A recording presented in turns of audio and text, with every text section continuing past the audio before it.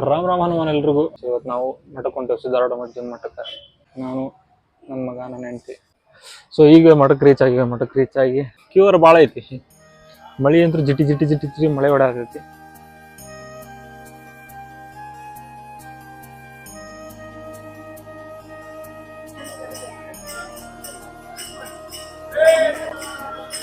ಸಾರ ಸಿಕ್ಕಾಪಟ್ಟೆ ರಶ್ ಐತಿ.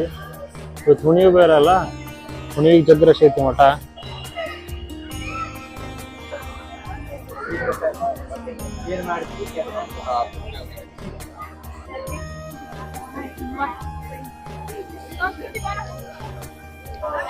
ಮಮ್ಮಿ ಪೂಜೆ ಮಾಡತ್ತ.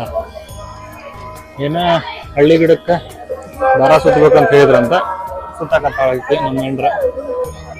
ನೋಡ್ಬೋದು ಮಠ ಎಷ್ಟು ರಶ್ ಐತಿ ಅಂತ. ಇವತ್ತು ಹುಣಿವೆಲ್ಲ, ಹುಣಿವಿಗೆ ರಶ್ ಭಾಳ ಐತಿ ಮಠ ಇವತ್ತು.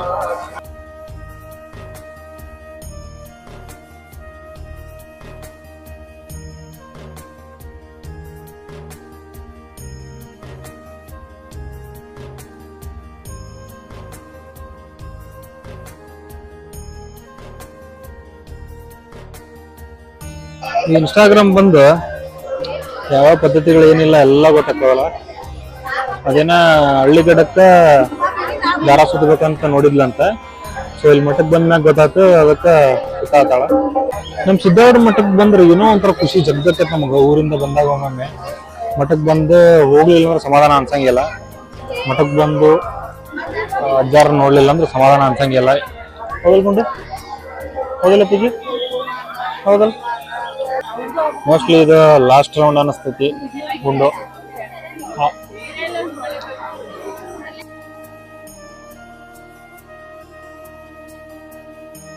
ಇದಕ್ಕೆ ಏನದು ರೌಂಡ್ ರೋಡ್ ಆಗ್ತಿದ್ದಿಲ್ಲ? ಅದಕ್ಕೆ ಗೊತ್ತಿಲ್ಲ, ನನ್ನ ಫೋನಾಗ ನೋಡಿದ್ದೆ.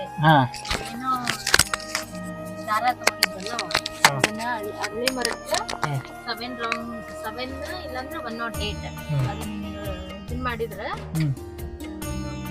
ಹಸ್ಬೆಂಡ್ ಸಿಗ ಇದು ದೀರ್ಘಾಯುಷ್. ಹಸ್ಬೆಂಡ್ ಸಿಗ್ ದೀರ್ಘಾಯುಷ್. ಮತ್ತೇನ್ ಬೆನಿಫಿಟ್? ದೀರ್ಘಾಯುಷ್.